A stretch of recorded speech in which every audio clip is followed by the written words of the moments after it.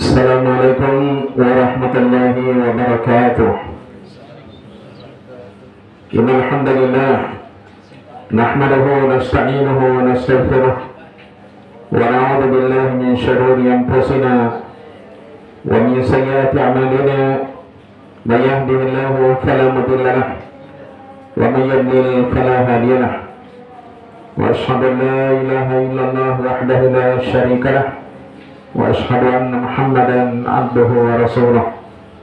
Ya ayyuhalladzina amanu taqullaha haqqa tuqatih wa la tamutunna illa wa antum muslimun. Amma ba'd, fa inna asdaqal hadithi kitabullah wa khairal hadi hadi Muhammadin sallallahu alaihi wasallam wa syarrul umuri muhdatsatuha wa kullu muhdatsatin bid'ah wa kullu bid'atin dalalah. Hadirin sekalian yang kami muliakan, alhamdulillah, pada kesempatan malam hari ini kembali kita melanjutkan kajian rutin kita dan membahas kitab Mu'amalatul Hukam, sikap muslim terhadap penguasa. Kitab ini merupakan karya tulis dari Syekh Abdul Salam bin Barjas At-Tamimi rahimahullah ta'ala. Penulis telah menjelaskan kepada kita 10 hak penguasa atas rakyatnya. Setelah itu beliau bawakan 10 hak rakyat atas penguasanya, atas pemerintahnya. Jadi semua ada 20 hak. Baik, telah kita jelaskan ya 2 hak bagi pemerintah atau bagi rakyat atas pemerintahnya. Iya.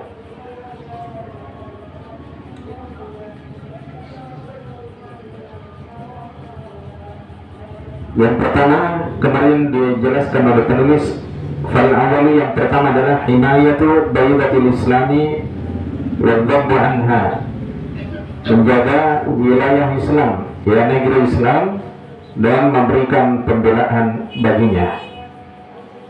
Jadi ini haknya rakyat dijaga dan dibela oleh pemerintahnya, bukan malah direndahkan, ya, diacuhkan, bahkan dibiarkan ada yang menzaliminya, tapi dia memberikan penjagaan dan pembelaan, perlindungan dan pembelaan.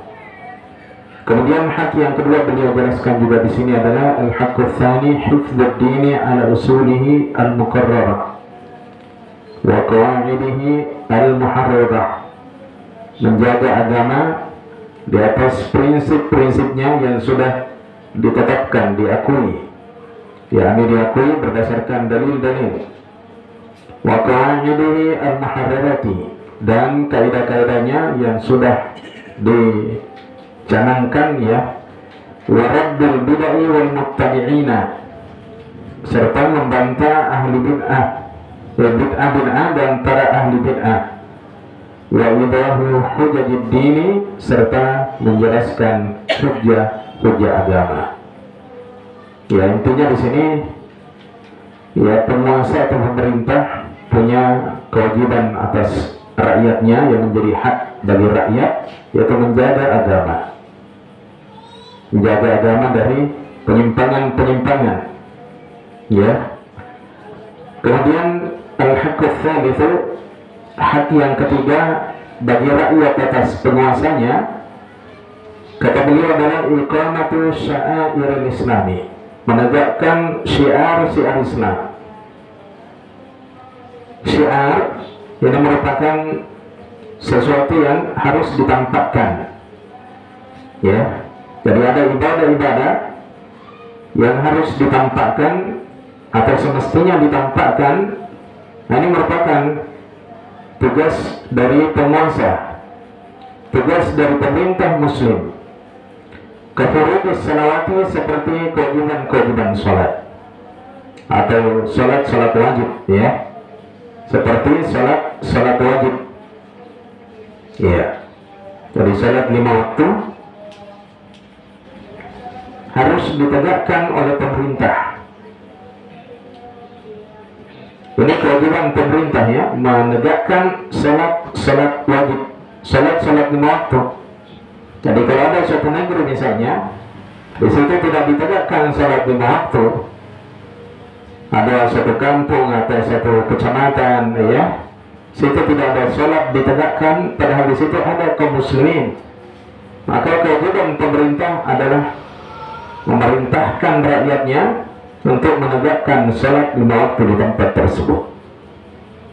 Ya, bahkan boleh baginya untuk memerangi negeri itu ketika ada muslim di situ kemudian tidak ada yang menegakkan sholat 5 waktu, tidak ada yang azan, tidak ada yang menjadi imam, tidak ada yang mau khutbah. Ini ada sebagian, ya, tempat-tempat kampung-kampung kaum muslimin di zaman kita ini masih ada yang seperti ini keadaannya. Tidak ada di antara mereka yang berusaha untuk membangun masjid. Kadang ada masjid kemudian ditinggalkan oleh mereka. Alasannya katanya tidak ada pak imam, tidak ada yang bisa khutbah, ya. Kalau tidak ada yang bisa khutbah di situ, ya panggil dari luar. Jadi menegakkan syiar-syiar Islam, kafurudus salawati seperti salat wajib, wal juma'i wal jamaati, salat Jumat dan salat berjamaah. Jadi ini tugasnya penguasa, ya, mengontrol ibadah rakyatnya, terkhusus ibadah salat mereka yang merupakan hak yang terbesar bagi Allah Subhanahu wa taala. Harus ditegakkan, ya, tidak boleh ditelantarkan. Karena keburukan suatu masyarakat itu tampak dari kelalaian mereka di dalam menegakkan ibadah salat. Ya.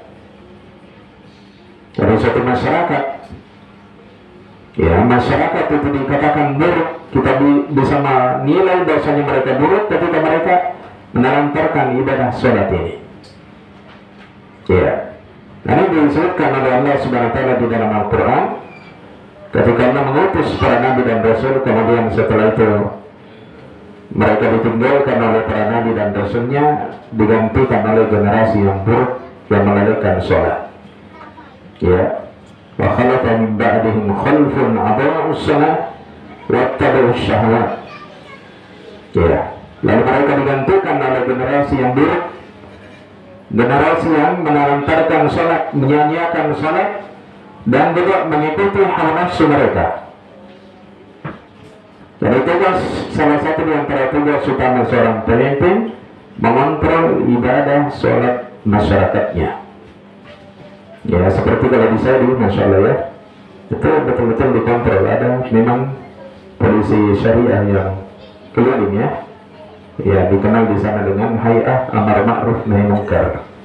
Kapan ada toko yang terbuka masih terus buka, kalau sudah iqamah, itu nanti disita semua barang-barangnya, ya, diangkut pakai mobil sebagai hukuman bagi mereka supaya tidak menelantarkan sholatnya.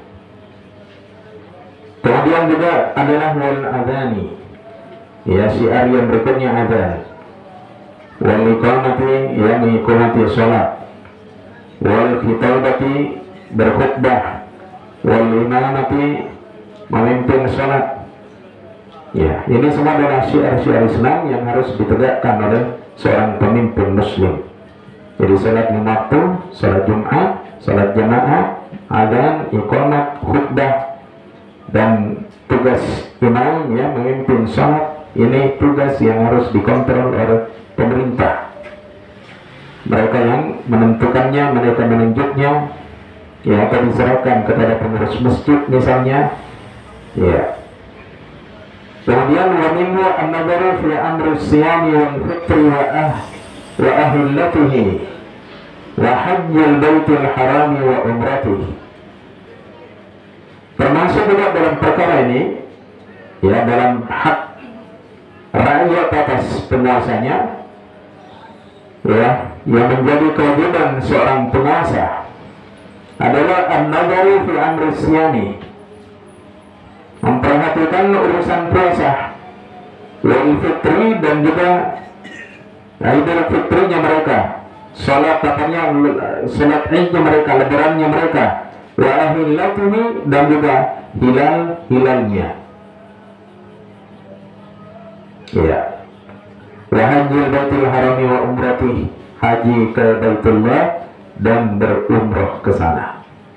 Ini semua adalah tugas pemerintah, mereka mengurusi, mereka mengatur, mereka mengontrol. Ya, urusan puasa ini tidak kembali kepada setiap orang. Menentukan bahwasanya besok kita puasa itu tugasnya pemerintah, bukan tugasnya, ya, ormas, orpol, ya, itu bukan tugas mereka. Ya, tapi ini adalah tugasnya pemerintah. Dia menentukan bahwasanya besok kita puasa, besok puasa. Ya. Jadi puasa tidaknya kita ditentukan, ya, ditentukan dan dikontrol oleh pemerintah. Ya. Puasa tidaknya kita itu dikontrol dan ditentukan oleh pemerintah. Ya. Termasuk juga penentuan hilal tanggal 1. Setiap bulan sebenarnya tugasnya pemerintah menentukan ini tanggal 1. Karena ibadah kita kaum muslimin itu terkait dengan hilal, bulan sabit. Seperti kita misalnya puasa, ya, pertengahan bulan yang kita kenal dengan Ayyamul Bid, itu terkait dengan hilal, terkait dengan penentuan terlihat tidaknya hilal.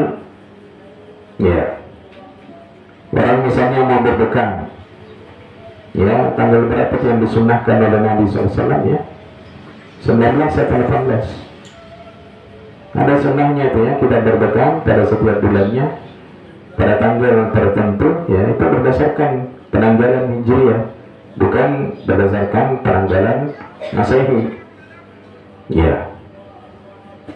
Atau misalnya ada orang yang mau berpuasa, ada nadarnya, saya bernadar puasa 1 bulan. Bulan apa yang dipakai? Bukan bulan Masehi, yang dipakai adalah bulan Hijriah. Nah, kapan dimulai? Nah, ini yang menjadi muskilah. Ya. Jadi tugas seperti ini itu tugasnya pemerintah menentukan hilal, ya. Kemudian juga di sini urusan haji dan umrah. Urusan haji dan umrah ini kembali kepada pemerintah. Mereka lah yang mengurusi, mereka lah yang membuatnya ketentuan-ketentuan. Tidak boleh rakyat itu berjalan semuanya saja, ya, mau haji mau umrah terserah dia. Dia tidak kembalikan kepada pengaturan pemerintahnya. Ini tidak dibenarkan. Ya, seorang muslim harus menaati pemimpinnya, penguasanya dalam perkara-perkara seperti ini. Tidak boleh kita pergi haji, ya, pakai pisah ini, ya, pisah hijau, ya, tapi ada pisah khusus untuk jamaah haji. Kalau pisah hijau itu pisah yang dipakai sebelum haji dan setelah haji, yang dipakai orang-orang katanya pelajar misalnya atau pekerja, ya. Tidak boleh paspor hijau, ya, tidak boleh pakai paspor hijau. Ada paspor khususnya untuk jamaah haji. Kenapa harus dikontrol oleh pemerintah? Karena ini terkait dengan kemaslahatan orang banyak. Iya. Seperti di Saudi, orang tidak boleh setiap tahun pergi haji, ada aturannya. 1 kali dalam 5 tahun rakyat Saudi baru boleh berhaji. Jadi kalau tahun ini dia berhaji, 5 tahun ke depannya baru boleh dia pergi haji. Dan pergi haji pun itu harus melalui travel. Tidak boleh pergi sendiri-sendiri bawa mobil, ya, enggak. Ya, di perbatasan itu diperiksa ya, diminta tasrihnya. Tasrih ini surat jalan yang dikeluarkan oleh travel. Ya, tidak boleh orang pergi saja. Jangan kita kira bahasanya orang Saudi bebas begitu saja pergi ke Mekah, tidak. Harus ada tasrih, ya, surat jalan. Tapi demikian pula umrah juga, perusahaan umrah kita tentu cara-cara yang telah ditetapkan oleh pemerintah kita. Cari travel yang sudah diakui, yang sudah resmi. Jangan mengikuti travel yang tidak punya izin resmi. Ya, maka terjadilah apa yang terjadi selama ini kita dengarkan, kita baca, banyak kaum muslimin yang tertipu, dibawa lari uangnya miliaran, ya, ratusan bahkan ribuan jamaah dibawa lari uangnya, ditipu. Itu karena tidak hanya mengikuti travel yang resmi dari pemerintah, ya. Kemudian kata penulis, wa minhu al-i'tina'u bil a'yadi. Termasuk juga dalam hal ini adalah memberikan perhatian terhadap hari-hari raya. Ini tugasnya pemerintah, ya, dia menentukan hari raya, ya, termasuk juga tempatnya.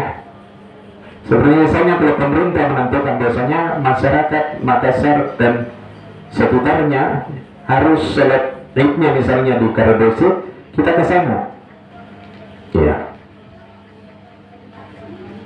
Tidak boleh katanya, ya, mereka berikan ya keputusan juga tidak boleh ada yang melaksanakan sholat Id di masjid-masjid.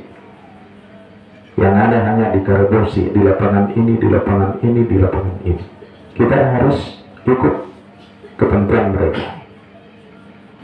Cuma sayang apa yang kita lihat selama ini, nah, ya, setiap orang bebas melaksanakan sholat Id, ya, biar jamaahnya 20 orang, adakan juga sholat Id di situ.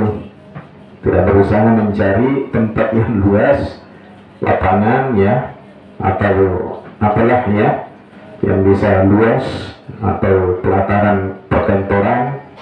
Di situ ada ruangan yang terbuka, karena ini kan kita ingin menampakkan syiar Islam, ya, bukan salah seorang itu bersalat Id, tidak.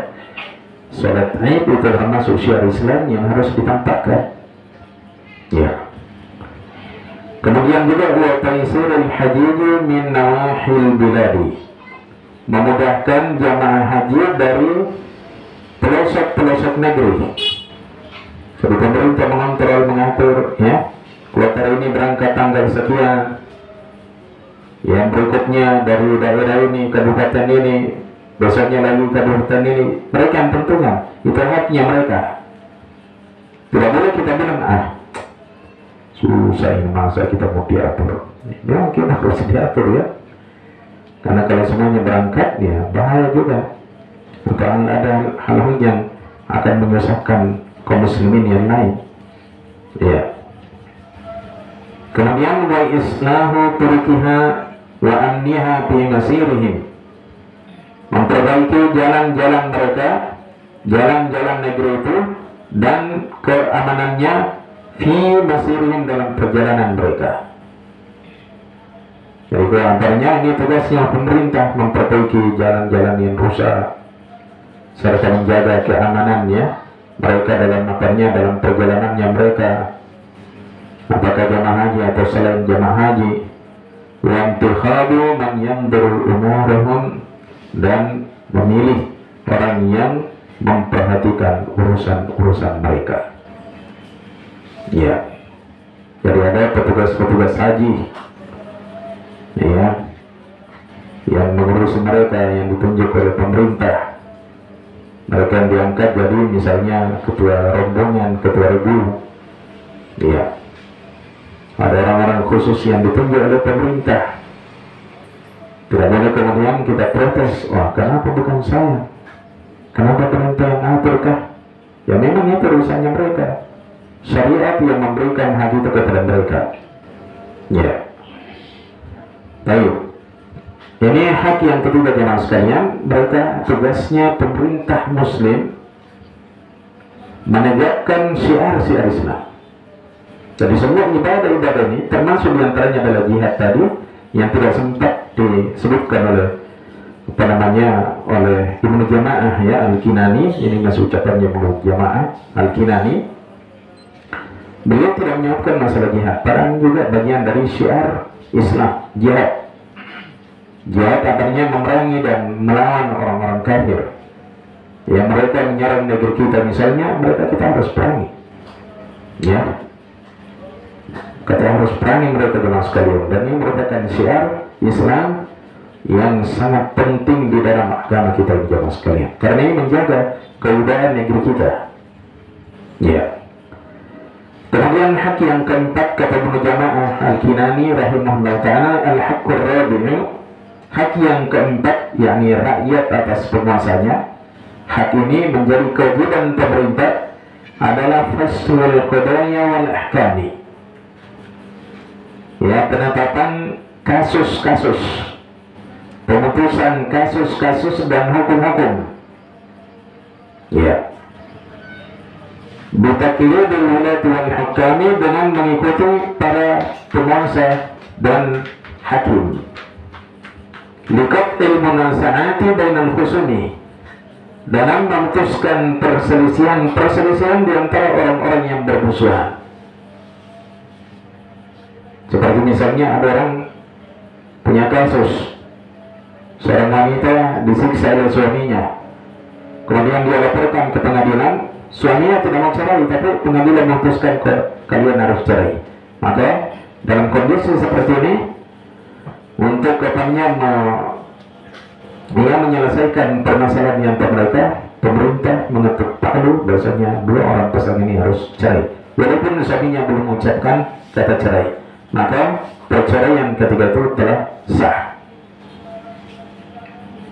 Atau misalnya ada dua orang yang bersengketa tentang tanah, status tanah.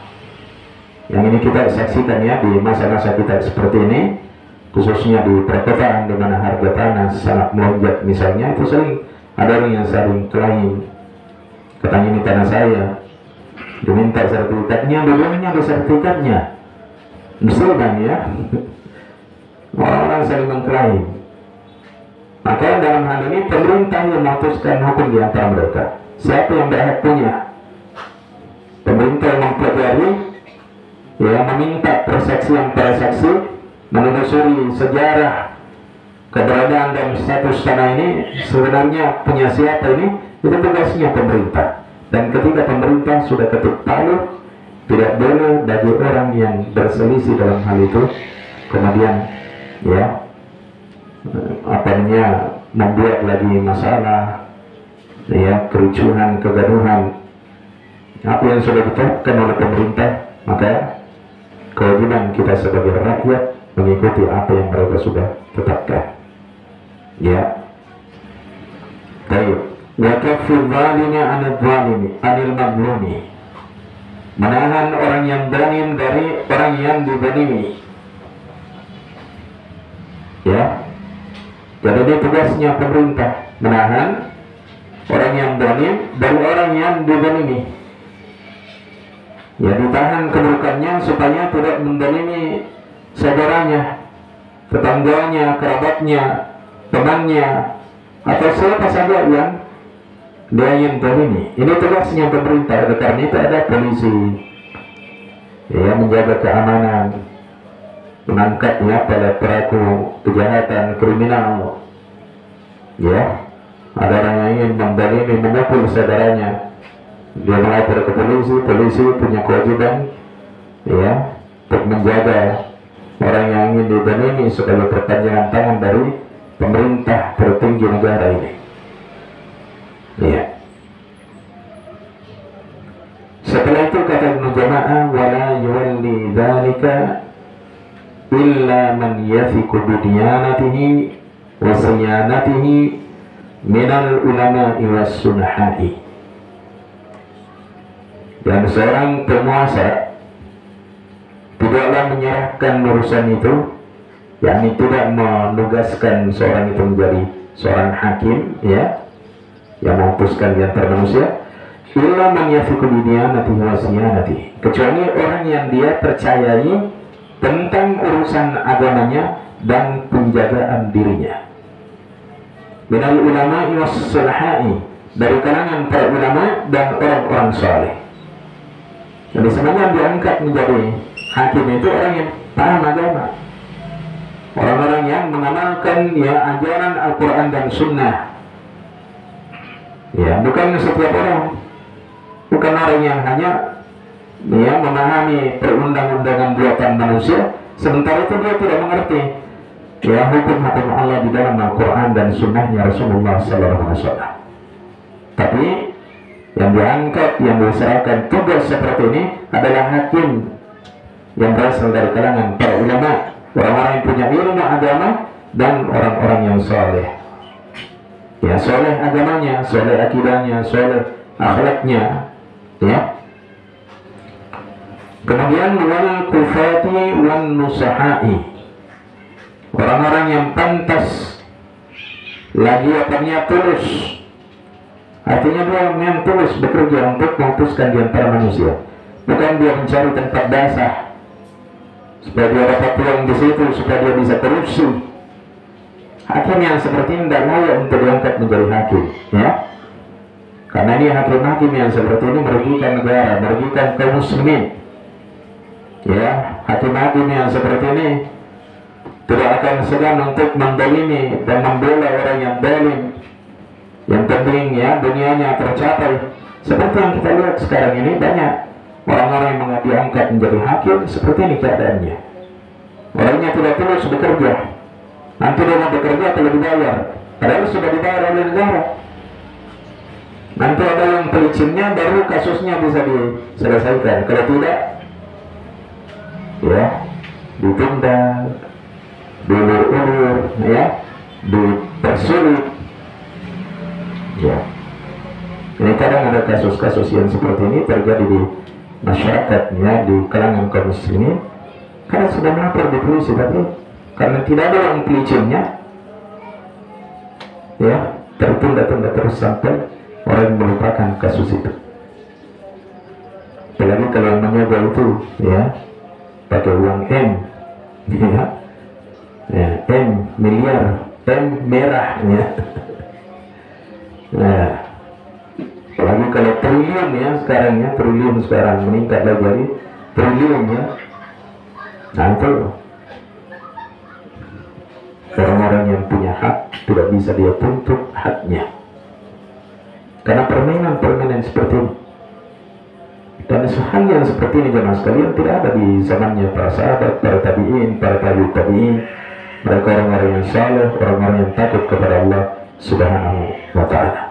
Namun apa yang kita lihat di zaman kita ini, banyak hakim-hakim yang ditunjuk oleh pemerintah misalnya, tapi mereka bukan dari kalangan orang-orang yang bertakwa kepada Allah. Ya. Maka tidak heran apabila ada di antara mereka justru mereka yang dihakimi, ya, karena kasus korupsi. Ya, ini kan permalukan negara. ولا يدع السؤال عن أخبارهم والبحث عن أحوالهم ليعلم حال الولاة مع الرعية. Ya, dan seorang pemimpin negara tidaklah meninggalkan as-su'al, pertanyaan tentang berita-berita mereka, ya, berita-berita hakimnya, ya hakim, atau mungkin yang dimaksud di sini berita-berita rakyatnya.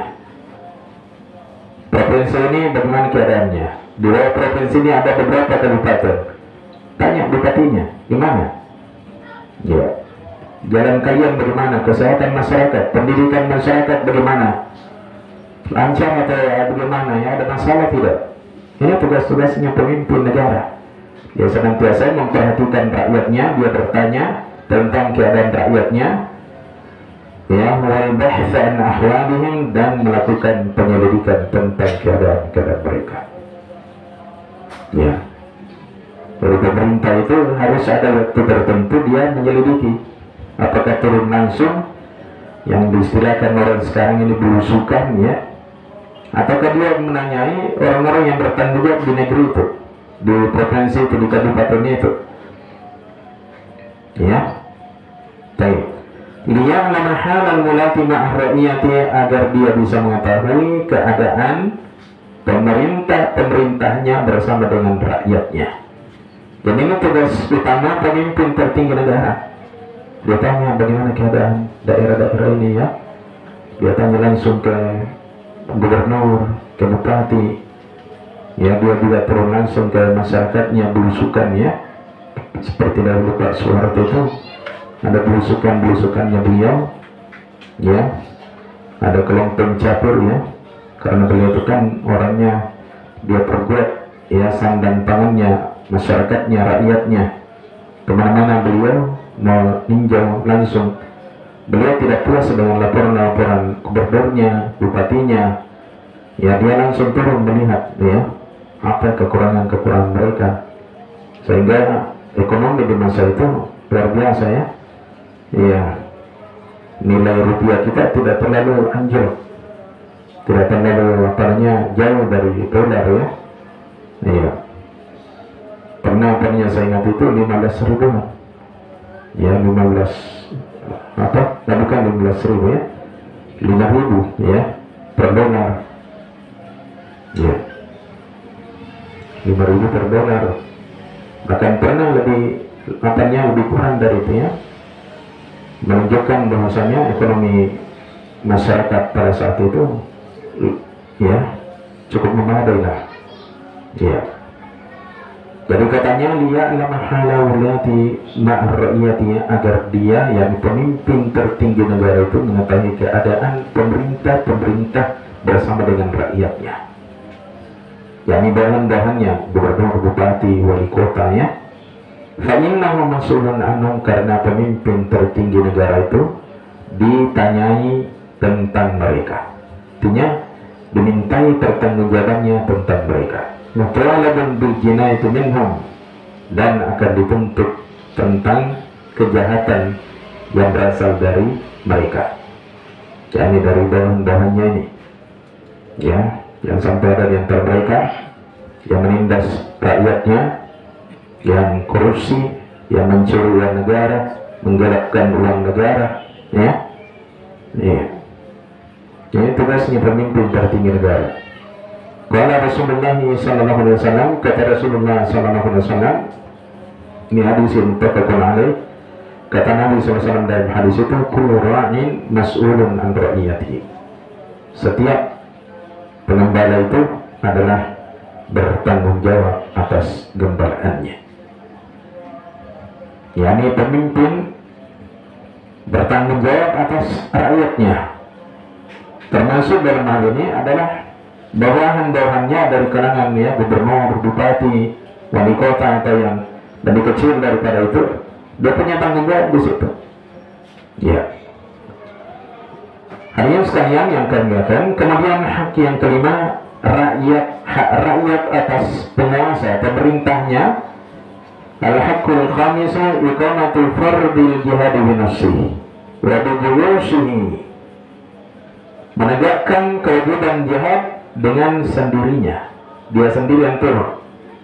Wa bi juyushihi, dan juga bersama dengan pasukan-pasukannya. Al-sarayahu wa bu'uthi, ataukah sarayanya, pasukan-pasukan kecilnya dan utusan-utusannya ya.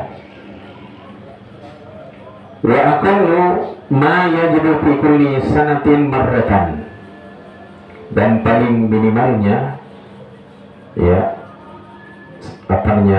sesuatu yang wajib yakni bagi penguasa ini adalah fi kulli sanatin marrah, pada setiap tahunnya satu kali, minimal satu kali belusukan ya, turun ke masyarakatnya. Jadi sebenarnya seperti Pak Jokowi ini, dia harus turun satu kali satu tahun, minimal satu kali satu tahun, dia keliling ke provinsi-provinsi ini, mulai dari Sabang ya sampai Merauke sana, petugasnya ada untuk meninjau langsung ya. Kalau di zaman para salafun saleh, di zamannya para sahabat, tabi'in ya, di mana Islam masih tersebar berjaya ketika itu, Terus saja para khalifah mereka turun langsung. Apalagi kita di zaman ini banyak bawahan-bawahan yang yang tidak beres, yang korupsi, yang penjilat. Kadang laporannya dengan fakta, ya, realita di lapangan tidak sesuai. Ya, katanya jalanan semua dibangun, ya sudah dibangun, tapi dibangun masalah sana. Baru 1 bulan sudah lobang. Padahal dana yang dari pusat misalnya sudah sudah dihitung bahwasanya nanti proyeknya akan berjalan, ya. Ya, 1 bulan hasilnya begini bisa dipakai sampai 2 tahun, 3 tahun. Ini baru 1 bulan sudah bocor. Ya, kenapa demikian ya sekalian? Mungkin karena ini tidak ada pengawasan langsung dari pusat. Nah, inilah pentingnya ya pemimpin tertinggi negara turun. Kalau tidak bisa dia langsung, utusannya misalnya PUPR, ya, Menteri PUPR misalnya langsung meninjau pembangunan ini langsung. Jadi Pak Jokowi harus langsung, ya, memberikan komando kepada perintah kepada Menteri PUPR mengawasi pembangunan jalan, perumahan-perumahan, ya, bantuan dari pemerintah dia harus awasi. Karena banyak orang di zaman kita ini yang, ya, bohong-bohong, ya, korupsi, menggelapkan uang negara, ya, menyunat, ya, dia sunat itu uang negara, ya, masuk di kantong pribadinya, ya. Jadi ini kewajiban pemerintah yang menjadi haknya rakyat. Jadi rakyat itu punya hak untuk selalu dikunjungi, didatangi, diawasi, diperhatikan. Baik.